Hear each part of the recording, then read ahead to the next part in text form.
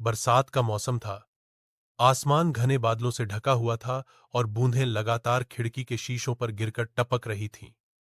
बाहर की दुनिया मानो धुंधले पर्दे से ढक गई थी। खिड़की पर बैठी लीना ऊब से भर उठी थी। वह बार बार अपनी किताबों की ओर देखती, जिन्हें वह पहले ही कई बार पढ़ चुकी थी। पास ही लकड़ी के ब्लॉकों से बनी उसकी ऊंची ऊंची मीनारें खड़ी थीं। चित्रों की मोटी कॉपी में कई रंगीन आकृतियां भरी हुई थीं। वह चित्र बनाना बेहद पसंद करती थी। उसका हर दिन रंगों और कल्पनाओं से भरा होता। अक्सर जब भी वह कागज पर कुछ बनाती तो लगता जैसे उसमें जान आ जाती हो। उसकी बनाई मिठाइयां, पतंगे, गुड़िया सब इतने जीवंत लगते कि देखने वाला दंग रह जाए। लेकिन आज आज उसके भीतर एक अजीब सी बेचैनी थी। उसने गहरी सांस ली और खिड़की से बाहर टकट की बांधे बरसती बारिश को देखती रही। अब और क्या करूं, उसने सोचा। इसी सोच विचार में अचानक उसे बिस्तर के नीचे से कुछ खनकने की आवाज सुनाई दी।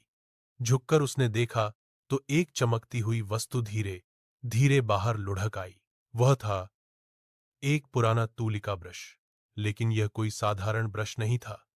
उसके बाल सुनहरी चमक से दमक रहे थे और लकड़ी का हैंडल मानो किसी छोटे आकाशगंगा की तरह टिमटिमा रहा था। लीना चौंक गई। उसे याद नहीं था कि उसके पास ऐसा कोई तूलिका पहले कभी रहा हो। जिज्ञासा ने उसके मन में हलचल मचा दी। उसने धीरे धीरे ब्रश को उठाया और अपनी पानी वाली रंगों की प्लेट में डुबो दिया। फिर कागज पर उसने लाल रंग की एक छोटी सी गेंद बनाई और तभी कागज से गेंद बाहर निकल आई, पूरी तरह गोल, चमकदार और उछलती हुई। हर उछाल के साथ सुनहरी धूल के कण बिखरते। लीना की आंखें विस्मय से फैल गईं। यह तूलिका तो जादुई था। उसका मन खुशी से झूम उठा। उसने तुरंत कमरे का दरवाजा बंद कर लिया ताकि कोई उसे देख न सके। वह अकेली इस अद्भुत खोज का मजा लेना चाहती थी। उसने कैंडी बनाई और वे तुरंत प्रकट हो गईं। उसने रंग बिरंगी पतंग बनाई जो सचमुच उड़ने लगी। उसने एक प्यारी गुड़िया बनाई जो मुस्कुराते हुए खड़ी हो गई। लीना का मन अब पूरी तरह मस्त था। तभी दरवाजे पर दस्तक हुई। लीना, खेलोगी? उसके छोटे भाई टॉमी की आवाज आई। लीना घबरा गई।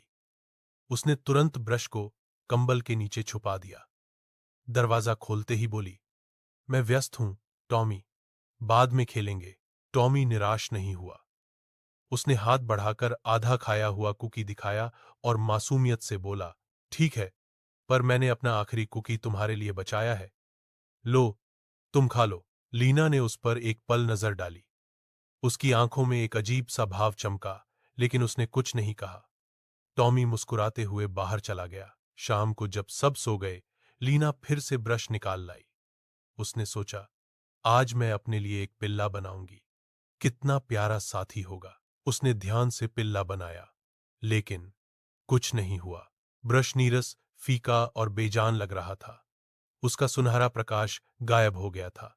लीना ने फिर कोशिश की, साइकिल, इंद्रधनुष, पर सब व्यर्थ। कोई भी चित्र जीवित नहीं हुआ। लीना का मन टूट गया। उसने ब्रश को पकड़ते हुए धीमे स्वर में कहा, तुम क्यों काम नहीं कर रहे? क्या मैंने कुछ गलत किया? उसे अचानक सुबह का दृश्य याद आया, जब टॉमी ने अपना आखिरी कुकी बांटा था, जबकि उसने अपनी खोज छुपा ली थी।